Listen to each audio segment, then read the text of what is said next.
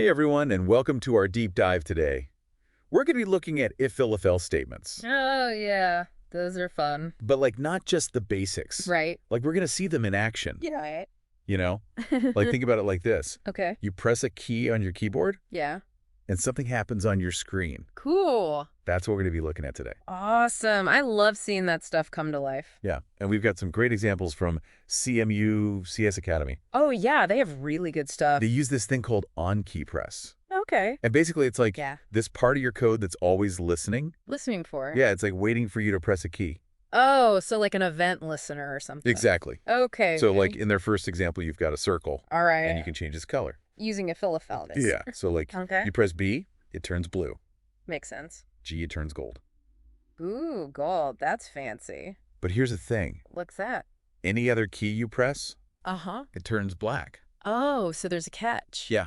Interesting. So each if or elif, Right. it's checking Yeah. if a specific thing happened. Right. And then only the code that goes with that runs. Only if it's true. Exactly. Yeah, that's how they work. But then what about that else?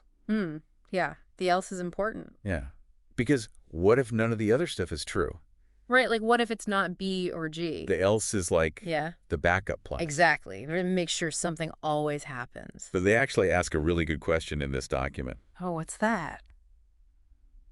What if we just got rid of that else altogether?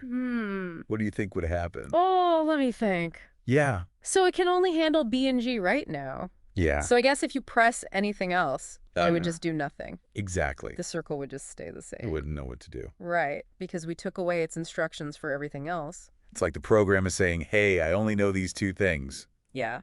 B and G. Anything else and I'm lost. Right, exactly. And that actually leads perfectly into this really cool thing called toggling. Toggling? What's that? So instead of just one Yeah. key press doing one thing, Uh-huh. you can press ANY key Okay. and it'll switch us back and forth. Oh, So wow. in this example, Yeah. it would go from gold to black. Oh, so every time you press a key, Uh-huh. it just flips it. Yeah. Flips between two states. So it's not just about Right. doing a specific command. It's Yeah. changing something back and forth. Exactly. It's all about making things interactive. That's super cool. Yeah, toggling is really useful. Think about it. Okay. A light switch, Yeah. on and off. Wow, right? That's toggling. That makes sense. Or pausing and playing a video. Oh, yeah. All toggling. Wow. So it's everywhere. It's all over the place once you start noticing it. That's really cool. Yeah. Okay, so we've seen colors changing with toggling. Right? But it's not just colors. No way. There's more. Yeah. Check this out. Okay. You can actually Yeah. move a circle around What? No way. using the up and down arrows. So you press up, Yeah. it goes up, and down goes down. Yeah. Well, so each key is a different instruction. Yeah, it's a whole different Right. block of code that runs. Yeah, and it's all within that if-else. Exactly. Ooh, cool. It's almost like you're playing a game or something. Right, you're controlling it with the arrows. Yeah. And here's the thing, What? it's not just those basic keys, You mean like letters and arrows. Yeah. You can use space bar, Oh, really? enter backspace, Wow. even combinations. Combinations. Yeah, can holding be- shift and pressing A. Way. Yeah, So pretty much any key on my keyboard pretty much, yeah. can control something. Exactly. It's all about how you code it. So think about video games. Okay. All those actions. Yeah. Like jumping and shooting and opening menus. Right. Those are all tied to keys. Hmm. And behind the scenes, it's code like this. That's amazing. Yeah. It's all if-else. So these checkpoints in this CMU document, Oh, yeah, the checkpoints. they're really cool. Yeah, they make you think. Yeah, one of them is okay, instead of moving up and down, Right. make it go left and right. Oh, that's a good one. So you got to Yeah. change the code to do that. It's all about connecting those keys Yeah, to the action you want. And there's another one where they have you use Yeah. space bar and enter, Mm-hmm. and even that shift plus A thing. Oh, yeah.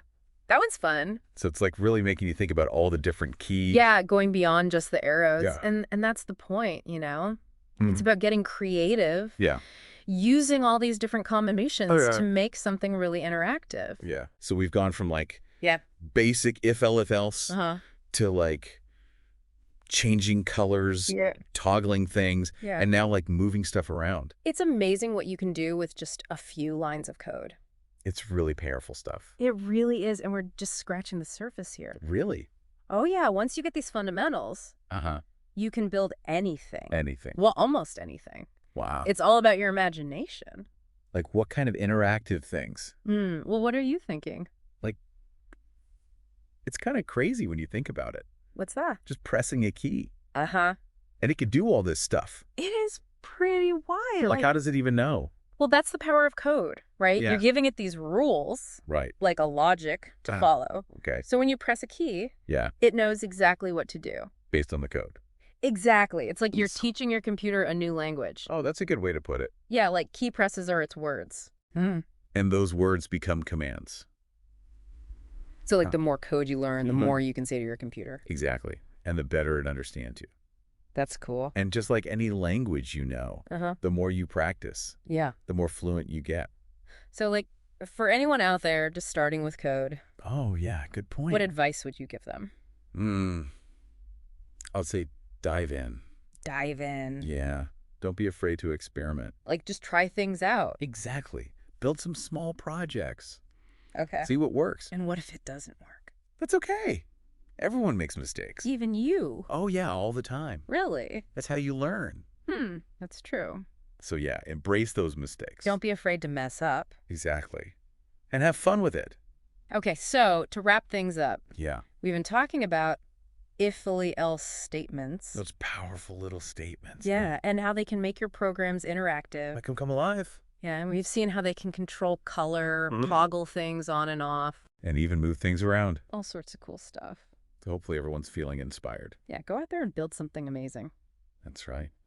Well, that's all the time we have for today. It's been fun. Thanks for joining us for this deep dive. We'll see you next time. And happy coding, everyone. Happy coding.